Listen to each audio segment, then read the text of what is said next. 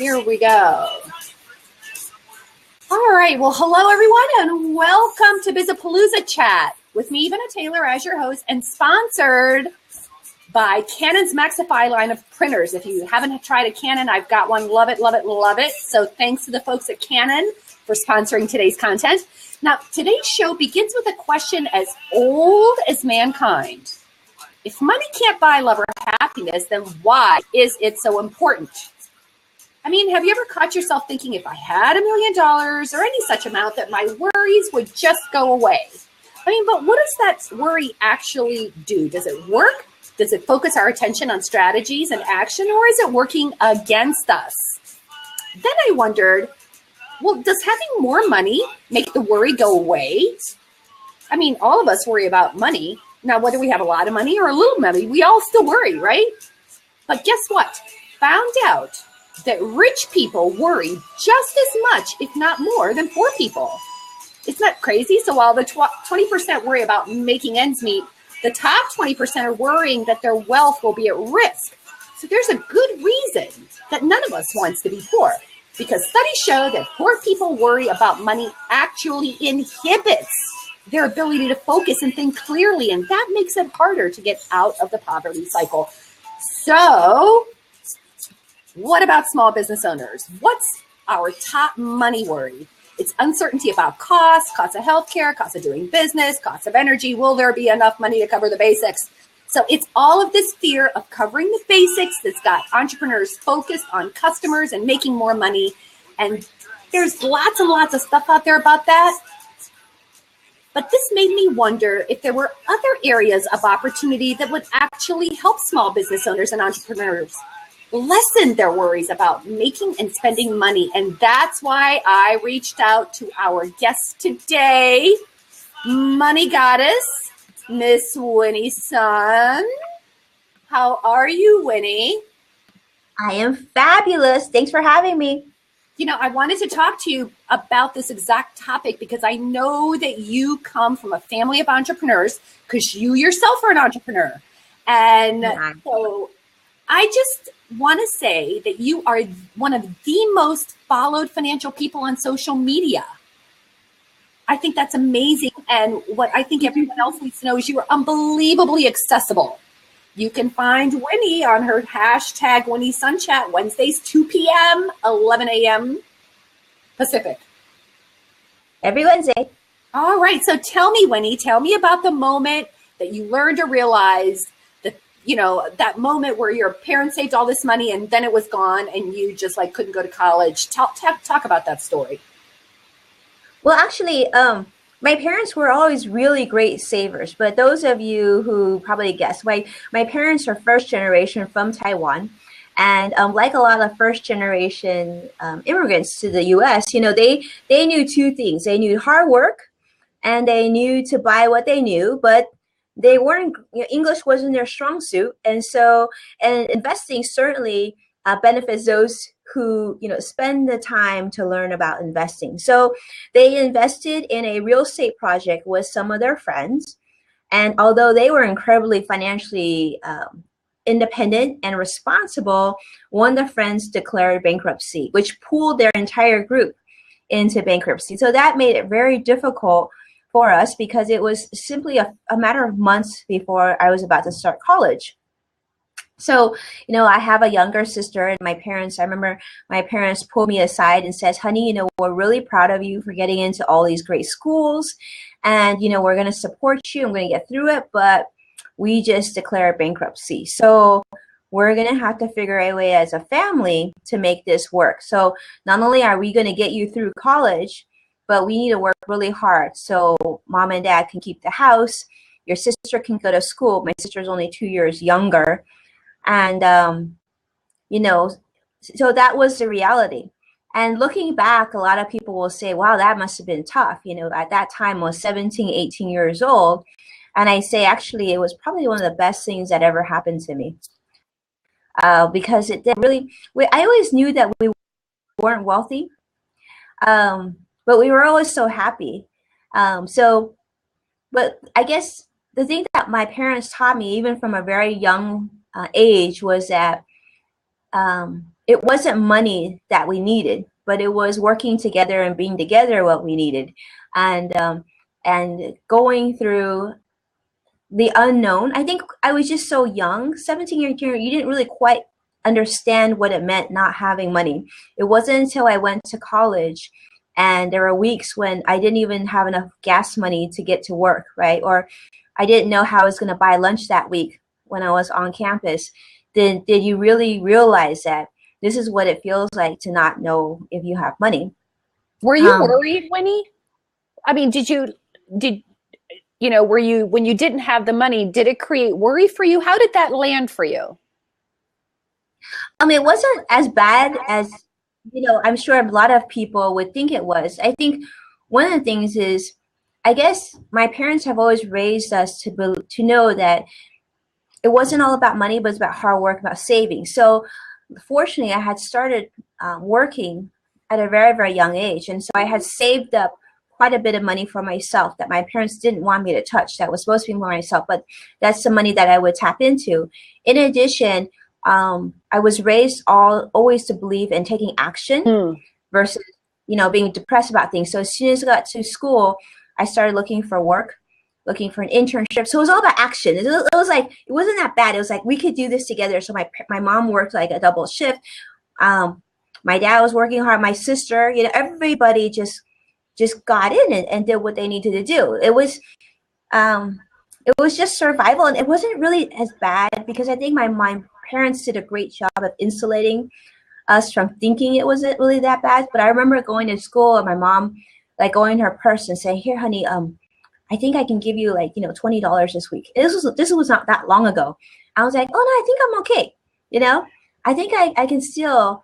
And it was just. It wasn't as bad. It wasn't as bad as it sounds. It wasn't. We didn't have much money, and thanks to living in California and going to. So I went to UCLA, by the way. That was probably not the decision I was originally wanted to go to private school up north, that probably up in Northern California, so you probably know where. But we ended up going to UCLA, which turned out to be a great decision because it was local, it was cheaper, and and when you're a kid and you're dorming in a shoebox and there's no air conditioning, it's just part of life. So it didn't seem that bad. I hear you. Been there, done that. But I got to ask you this question because I got to thinking about it as, I hope that, I know I'm just going to ask the question. Where were you in 2008 when everything went bananas? 2008, that's a good question. 2008, first of all, I was pregnant, and I was working at Smith Barney, which is now Morgan Stanley Smith Barney, one of the largest financial firms on the planet. And I was already many years into my business, so I was managing what I do now. I manage money for many well-to-do people all over the world, actually. Mm-hmm. Yeah. And it was a frightful time. It wasn't even like, you can't even look back and say, wow, it was like, that was a rough week. It was literally hours, minutes, days for a very, very long time. Literally, we would have clients calling in constantly. Do you think it's going to be better tomorrow? Do you think the market's going to be better tomorrow? Do you think, will it ever get better? Will I lose all my retirement? It was just a constant, it was endurance, very, very much so. If you think that those of you who are investors were fearful and uncomfortable, you can imagine the stress level at the financial firms. We would have people walking into the office like this, But that's what separates the weak from the strong. Well, what did you learn? What did you learn from that experience in terms of, what did you learn about life? What did you learn about life? Well, I think it was very, very important to experience. And I think that my clients are better from it and advisors are much better from it. I think the thing that I learned more than anything is it just really reconfirmed everything that I believed, which was that in challenging times, you have a decision to make. Are you going to crawl under a rock, or are you going to take action? And I've always been in the mindset of taking action. I know you are as well, and a lot of the friends that we have watching today are the same way. So you can't decide that you're just going to sell everything and become a victim and feel miserable and physically feel miserable, mentally feel miserable, and financially feel miserable. Or you can take action. And so during challenging times is also one of the best times to save and invest for long-term goals. And that's what I think I do a very good job coaching our clients through. And that's why we have such a very, very devoted and amazing client base all these years. Is just like when 9/11 occurred, or these things that we cannot control, when that occurs, when the banking crisis and Madoff, all these things happen, the thing that you can control is your reaction to this information. So what you want to do is coach yourself to say, okay, wow, imagine if I was going into Costco right now and everything was 65% off. My question to you was, how much paper and toilet paper would you stock up on?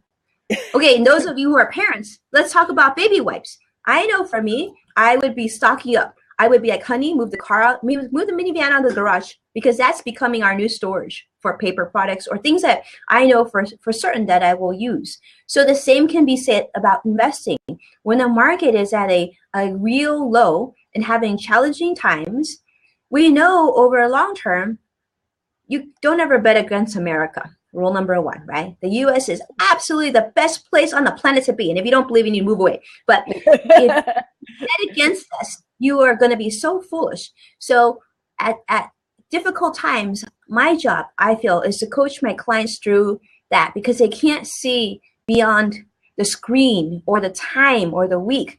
And my job is to make sure that they're not just okay today, but they're okay when they retire, when their child gets married, when their son goes to college. All these things, these are things that are important to me. And so I make sure track. That's the difference. That's the difference between people. A lot of people say, well, why I should just invest with such and such. My cousin just became a financial advisor. That's the difference between experience and someone who just started, because you can't quantify and jar everything up. Just because you read about it is very different from experiencing market changes, because that's the difference between letting your clients dictate what they want to do versus what they should do. You have a responsibility as advisors. We have a responsibility to tell their clients what they need to hear, not what they want to hear. That's wonderful. And that's such a, sometimes we say the customer is always right. They are, and pretty much. That's not necessarily true. They can be right in what they want, but you have to be there to guide them, which I really, really love. So Winnie, you work with a lot of high net worth individuals. What is it that they're doing differently, and how do they approach money worries? Because I thought that was real interesting when I did my research, that actually the top 20% worries just as much, if not more, than the bottom 20%. What did you think about that? Oh, absolutely. So there's a saying, and I want you to hear this for a minute. You'll probably agree with this, but with more money comes more headache, more financial headache. You think about it for a second, right? I heard someone else say it. They said, well, more stress comes more income. And I think in some ways that's accurate, but as you move higher in the income stream and responsibilities, more things are going to be pulling at you. There are some things that a normal person who works 9 to 5 is never going to experience. Many of the high net worth are business owners, but there's a lot of high net worth who also are not business owners. For example, I serve, both of those are my top groups of clients. So business owners, you think about it, not only are they worried about paying their own personal bills, they're worried about covering their bills or covering the salary and wages for all their employees, and making sure that the business continues to grow over time so they continue to stay relevant for their existing business or customers or clients today and in the future. Now, the high net worth that are working at companies, these are a lot of my clients are work in the movie, television industries and press industries. So they are busy making movies, which you might think is easy. It's actually very difficult, because if the movie flops, that's a big portion of their income, right? So they got to make sure that they're providing good value to the viewers. They're providing good value to the studios or executives, in addition to the employees. So, and if you think about it, when you're so busy, you got other things to worry about, because these people also have families, husbands, wives, children, parents that are getting older, just like everybody else. So it just quadruples. In addition, one of the things that we seldom talk about, which is a big pressure for a lot of the high net worth, is the issue of charity. They all want to give, but unlike a normal person walking down the street, they've got like 20 hands out towards them at any given time. And this gives you not only financial stress, but mental stress too, because it's a lot of things that a lot of people think about. Fortunately, they got me to talk to. Yeah, I understand. Well, what is it that you say to them? I mean, what are some of the kinds of worries that they come to? What's some of the voice of the customer that you often hear regarding these issues? Well, a lot of times they actually are thinking about everybody else besides themselves. So although they financially are able to save for retirement, they're able to pay off credit card bills, because believe it or not, a lot of high net worth actually do have credit card bills still. They have these things, but because they're so busy, that doesn't become a priority. So when you and I are saying, okay, we want to put together a budget, we want to save, we want to set up an emergency fund, the busy high net worth, they don't even have time on most days to even read the paper, nevertheless even go shopping. But they got all these other things to worry about. Their children are still getting older. They're worried about things that you and I never even have to worry about. For example, some of my clients have to consider buying ransom insurance for their children because they're so high profile. That's scary stuff, right? That you and I don't have to worry about. Well, hopefully we don't have to worry about. But no. And in addition to that, there's like issues of they got to have enough money for taxes. They got to pay their nanny. They got to pay all these things that may seem very straightforward. Oh, just end of the week, just pay your bills. They don't even have time for that. So unfortunately, they have to trust people and to find the time to find people that they can trust. So not the easiest thing, but for me, it's an opportunity, right? Exactly. Do you find, have you ever worked with anyone who started out from nothing and sort of became a high net worth individual? And what is it that they are doing and thinking about differently than someone that's always worried about money? Yeah, actually, a lot of my clients started from nothing and became something. I've been doing this about 16 years now. And a lot of my clients started in technology. I have a lot of clients in the movie television industry, as I talked about. Some of them started as interns, and now they're heads of studios. So absolutely. And a lot of business owners that I've worked with, started with a good idea and moved through multiple good ideas, maybe 10, 12 good ideas. And now they're finally, they're finally above water. So yeah, and I think that the common correlation with most of my clients, I will say, is they all have a natural sense of optimism. They believe in the better day. They believe in the superheroes. They believe in good. And also they tend to be quite selfless. So they want to help other people and they want to care. And at the end of the day, believe it or not, that's also one of the traits of a great investor. I think a lot of times people will interview me and ask me, so how do people make so much money investing? And really, some of my most successful clients who have made the most money, believe it or not, are the busiest people. So they don't have time to micromanage their investments. They don't have time to look at it every day or even every quarter. They might only look at their investments once a year. But what they're good about is they're good about setting up things that are automated. So they automate savings, they might automate investing, and they have a team in place that they trust. I get invited. I saw, I don't know if you saw, John Oliver put out a video recently. It's hilarious about the financial industry, about saving for a 401k. And they said, you never invite your financial advisor to your wedding. I can't tell you how many weddings I've been invited to, baby shower, bar mitzvahs, everything. So I think, that's the difference. When the high net worth, if they know where you stand and you are a good relationship for them, they trust you like their family. I have clients that they don't even write a check without sending me an email or reaching out to me. So I think that's the thing. I think as you become more and more successful, you realize that you must have a team in place that will insulate you from financial headaches. So my job is to make sure my clients, they're just brilliant. They need to get everything off their plate so they can be brilliant, and I handle the financial portion of their life.